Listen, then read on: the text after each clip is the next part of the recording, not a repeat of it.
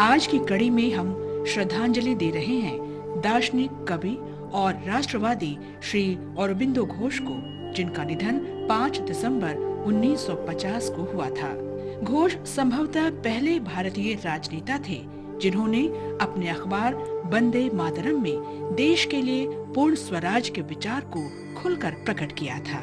बाद में वे आध्यात्मिक सुधारक बन गए और मानवीय प्रगति तथा आध्यात्मिक उत्कर्ष के बारे में अपने विचार रखे। अरबिंदो घोष का जन्म 15 अगस्त 1872 को कलकत्ता में हुआ था। इंडियन सिविल सर्विस की तैयारी के लिए घोष इंग्लैंड के किंग्स कॉलेज चले गए। यूरोप में वे इटली और आयरलैंड के राष्ट्रवादियों के विचारों से प्रेरित हुए। उन्होंने भारतीय विद्यार्थियों के संगठन कैम्ब्रिज मजलिस में भी हिस्सा लिया। भारत वापस आने के बाद घोष ने बड़ौदा रियासत में सिविल सेवा के अनेक कार्य किए।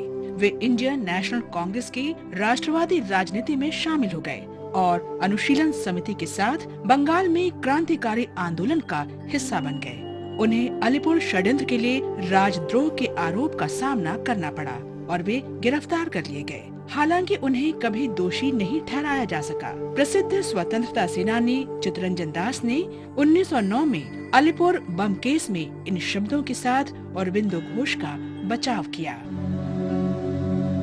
इस विवाद के खत्म होने के लंबे समय के बाद भी, इस उथल पुथल के बाद भी, इस विरोध के शांत होने के लंबे समय के बाद भी, उनके निधन और इस दुनिया से विदा होने के लंबे समय बाद तक उन्हें देशभक्त कवि, राष्ट्रवाद के मसीहा और मानवता प्रेमी के रूप में देखा जाएगा। उनके निधन के लंबे समय बाद भी उनके शब्द गूंजते रहेंगे और न केवल भारत बल्कि सुदूर महासागरों और पूरी धरती पर पुनः पुनः गूंजते रहेंगे। कारावास में अरबिंदो को रहस्यवाद और आध्यात्म की अनुभूति हुई। उत्तरपाड़ा में श्री अरबिंदो ने पहली बार सार्वजनिक रूप से योग और आध्यात्मिक अनुभव की बात की। अरबिंदो बाद में पौंडीचेरी चले गए और राजनीति छोड़कर आध्यात्मिक गतिविधियों में लग गए। उन्होंने शेष जीवन समग्र योग के विकास के लिए समर्पित कर दिया। श्री अरबिंदो ने भारत के विभाजन का कड़ा विरोध किया था। उन्होंने कहा था, आशा थी कि राष्ट्र किसी अस्थायी उपाय के रूप में इस तरह का समाधान कभी स्वीकार नहीं करेगा।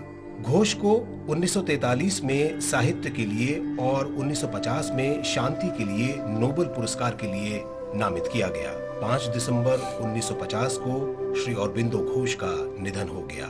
उनकी अंतिम यात्रा में 60,000 से अधिक लोग शामिल हुए। महान गुरु, दार्शनिक और राष्ट्रवादी अरबिंदो घोष को शत शत नमन। आज लेखक और स्वाधीनता आंदोलन के सिपाही रामास्वामी कृष्णमूर्ति की पुण्यतिथि भी है। उनका निधन 5 दिसंबर 1954 को हुआ था। रामास्वामी कल्कि कृष्णमूर्ति के नाम से लोकप्रिय थे। उन्होंने असहयोग आंदोलन में भाग लिया था। कल्कि का जन्म पुतमंगलम में हुआ था। छात्र जीवन में ही महात्मा गांधी के असहयोग आंदोलन के आह्वान पर उन्होंने 1921 में पढ़ाई छोड़ दी। बाद में कल्कि कृष्णमूर्ति अग्रणी तमिल लेखक के रूप में उभर कर सामने आए। उन्होंने 1941 में तमिल साप्ताहिक पत्रिका कल्कि की शुरुआत की।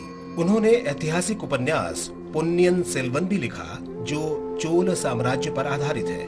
पल्लव साम्राज्य पर भी उन्होंने 2 उपन्यास लिखे। उन्होंने अनेक लघु कथाएं और उपन्यास लिखे। संपादकीय और राजनीतिक लेखों के अलावा उन्होंने सैकड़ों फिल्म और संगीत समीक्षाएं भी लिखी। 55 वर्ष की आयु में 5 दिसंबर 1954 को चेन्नई में रामास्वामी कृष्णमूर्ति का निधन हो गया। इस महान भारतीय देशभक्त को शत शत नमन।